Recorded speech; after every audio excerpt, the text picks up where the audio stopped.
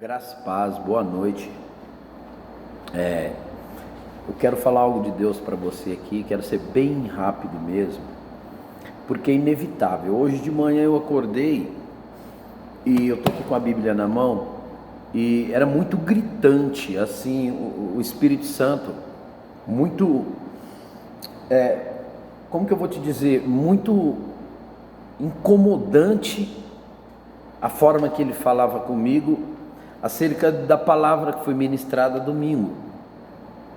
E o Espírito de Deus me movia a falar sobre isso, né? Era para mim ter feito esse videozinho rápido de manhã.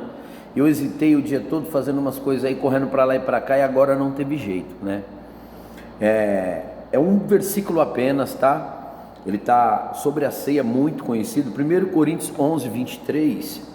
Eu vou tentar ler com esse óculos, que não são meus óculos, mas dá para mim entender. 1 Coríntios 11, 23, vai dizer assim: porque eu recebi do Senhor o que também vos ensinei, que o Senhor Jesus, na noite em que foi traído, tomou o pão. E a noite da traição, que era a pior noite, pior fase, o pior momento, né? Eu não tenho tempo aqui para os detalhes, mas era a noite que Jesus tinha tudo para dizer: eu quero ficar sozinho, ou marcar com os discípulos uma ceia e chamar no privado os discípulos e deixar Judas de fora, porque o traidor estaria. Mas Jesus, além de ter a presença dele na noite que foi traído, né? Muitos que participou da ceia lembram que eu falei sobre isso. Ele fez questão: não, Judas vai estar. E na noite da minha traição, eu escolho partir o pão. Enquanto alguns escolheriam vingança, alguns escolheriam qualquer tipo de coisa, ele escolheu partir o pão. E não é simples assim partir o pão, porque se você olhar o texto de Mateus, de João, eles narram que quando ele parte o pão, o primeiro pedaço, ele molha o bocado, e o primeiro pedaço, a primeira pessoa que ele entrega é Judas.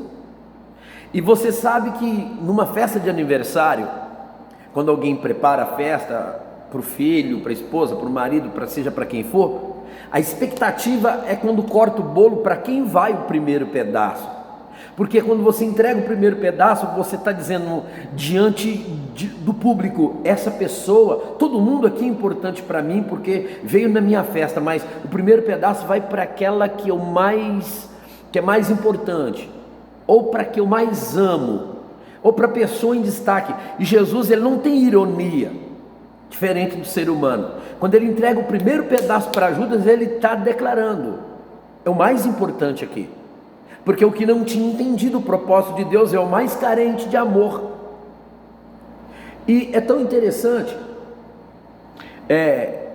que eu aprendi que nós não colhemos o que plantam em nós. Você não vai colher o que estão semeando na sua vida. Você não vai colher as circunstâncias que a vida está te trazendo, e você não vai colher o que as pessoas estão falando a teu respeito, o que as pessoas estão lançando sobre você. Você vai colher não a semente que lançam em você, você vai colher da semente que você lança nas pessoas. Se você, Gálatas 6, capítulo 6, versículo 7 diz: não vos enganeis. Não deixa a sua mente te enganar. O que o homem semeia, ele vai colher. Não é o que semearem no homem, ele colhe. É o que o homem quer dizer, homem e mulher, semeia. Você vai colher do que você está fazendo para os outros, não é o que os outros estão fazendo por você. Você vai colher do que você está falando dos outros, não o que estão falando de você. Por isso Jesus falou: não paga o mal com o mal. Não é o mal que fazem para você que vai te dar uma colheita, é o mal que você fizer para o outro. Vença o mal, não se paga o mal se vence com o bem. Está entendendo? É muito sério, porque Judas está semeando o que na ceia? Morte. Judas está determinado a trair, vendeu, e viu ele no Calvário. Enquanto Jesus está semeando vida em Judas, Judas está semeando morte na mesa da ceia, e ambos vão colher do que estão semeando. Jesus está semeando vida em Judas, Judas não vai viver, e Judas está semeando morte em Jesus, e Jesus não vai morrer, mas Judas vai colher o que ele está semeando, e Jesus também. Essa foi a palavra que Deus falou conosco no domingo. Por quê? Porque quando Jesus é preso, Judas entra em desespero, só que não há o que fazer, porque ele plantou morte, e o resultado de Judas, quando ele tenta desfazer o que ele fez, não consegue, ele se mata. Por quê? Do que ele semeou, ele colheu. Jesus, porém, plantou honra e vida. Quando Judas estava plantando maldade, morte, traição na vida dele, passou 3 dias, Jesus colheu, não só por Judas, pela obra, por todo o seu propósito na terra, mas o assunto em questão é que na mesa, na noite da traição, ele escolheu partir o pão. Mesmo sendo atingido, ele escolheu ter comunhão.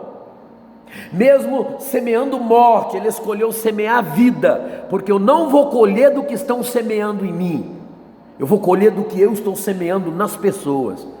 Esse é o recado de Deus para você, é a palavra de Deus para você, a palavra de Deus para mim. Foi a palavra de Deus para a igreja nesse domingo, na hora da ceia, que a ministração, a mensagem foi sobre a Sulamita, a noiva, mas na hora da ceia foi o que o Senhor falou conosco.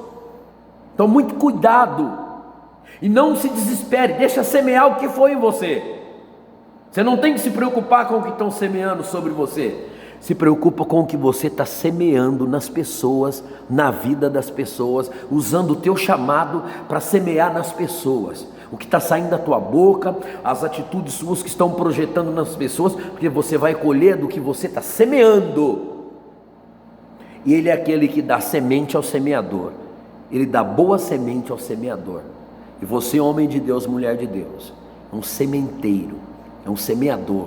Há um sementeiro em você de sementes proféticas, de sementes positivas, de profetizar a vida. Onde está o caos, onde está a morte, onde todo mundo está apedrejando, você pode estender a mão, até aquela pessoa que você, eu não engulo, Deus ama essa pessoa, Deus tem projeto na vida dela. Não aceite pagar o mal com o mal.